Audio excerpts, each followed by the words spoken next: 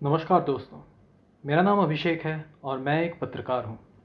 पिछले कुछ दिनों से योग गुरु रामदेव विवादों के घेरे में रहे।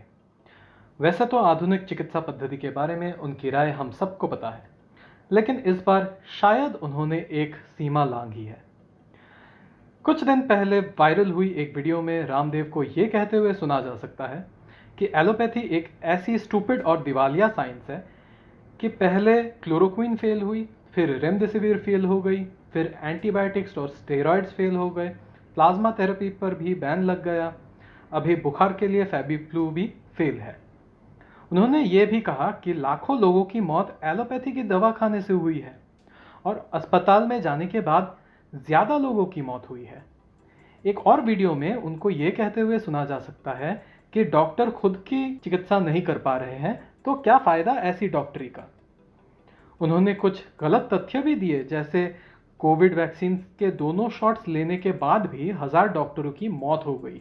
ऐसी गैर जिम्मेदार बयानों के बाद आईएमए उत्तराखंड ने उनको एक नोटिस भेजी, जिसमें उन्होंने उनसे अपने बयानों के लिए माफ़ी की मांग की। आईएमए ने कहा कि 15 दिन में माफ़ी न मांगने पर रामदेव से वो 1000 करोड़ रुपए मुआवजा की मांग करेंगे। वैसे रामदेव अकेले व्यक्ति नहीं है जो ऐसी ऊटपटांग बातें करते हैं। हाल ही में मध्य प्रदेश के पर्यटन एवं संस्कृति मंत्री उषा ठाकुर ने कहा था कि यज्ञ करने से कोविड की तीसरी लहर नहीं आएगी। उन्होंने इससे पहले कोरोना वायरस के नाश के लिए एयरपोर्ट में देवी अहिल्या की पूजा भी की थी। असम बीजेपी की विधायक सुमन प्रिया ने पिछले साल कहा था कि गाय की गोबर की खली या काउडंग केक जिसे हम कहते हैं, उसे जलाने से और गौमूत्र पीने से हम कोविड से बच सकते हैं।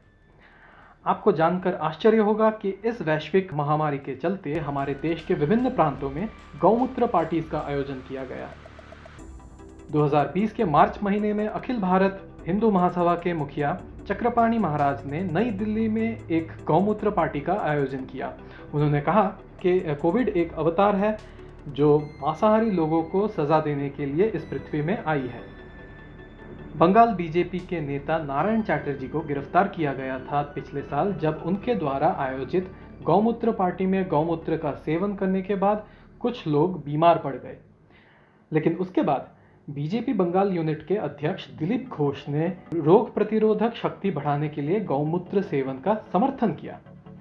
इस साल जब हमारे पूर्व प्रधानमंत्री मनमोहन सिंह ने कोविड को काबू में लाने के लिए कुछ सलाह दी, हमारे स्वास्थ्य मंत्री हर्षवर्धन ने कहा कि कोविड का खतरा लगभग खत्म हो चुका है और राजनीति को इस मुद्दे से बाहर रखना चाहिए। खैर, अगर मैं हर एक मंत्री, विधायक या नेता के बारे में बोलने जाऊं तो मैं अपनी बात खत्म नहीं कर पाऊंगा। दोस्तों, शायद आप लोगों को ये सारी बातें पता होगी, फिर भी मैं आज आपको क्यों ये बता रहा हूं, क्योंकि दोस्तों आज रामदेव की एक और क्लिप वायरल हुई। उसमें उनको कहते हुए सुना जा सकता है कि उनको किसी का बाप भी अरेस्ट नहीं कर सकता। इस क्लिप की सच्चाई या किस संदर्भ में ये बात की गई, उसकी जांच अभी बाकी है। लेकिन इस क्लिप के सामने आने से एक सवाल तो ज़रूर आता है दिमाग में, क्या हमारे देश की कानून व्यवस्था सच में इतनी खोखली हो गई है कि रामदेव जैसे लोग खुलेआम हमारे चिकित्सकों और स्वास्थ्य सेवा व्यवस्था को बदनाम करें, उनका मजाक उड़ाए बिना किसी परिणाम का सामना किए। ट्विटर ने जब बीजेपी के प्रवक्ता संबित पात्रा के एक ट्वीट पर मैनिपुलेटेड मीडिया का टैग लगाया, हमारी पुलिस तुरंत सक्रिय हो गई इस बात की जांच करने के लिए कि ट्विटर को कैसे पता कि बीजेपी जो कह रही है वो झूठ है। लेकिन रामदेव और उनके जैसे बातें करने वाले नेताओं की ऐसी बयानबाजी पर हमारी कानून चुप्पी साधे बैठी है। उनसे पुलिस ये नहीं पूछती कि वो जो कह रहे हैं उसका क्या प्रमाण है उनके पास, जबकि ऐसी गैर जिम्मेदार बयानबाजी हमारे देश के लिए और भी खतरनाक है।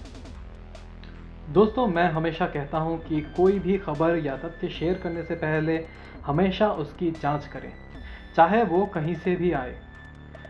आजकल काफ़ी सारे फैक्ट चेकिंग वेबसाइट्स सक्रिय हैं जिनको आप किसी तथ्य की सच्चाई जानने के लिए मैसेज या मेल कर सकते हैं। इनमें से कुछ हैं ऑल्ट न्यूज़, द क्विंट की Webqoof team, boom live, factly और इंडिया टुडे।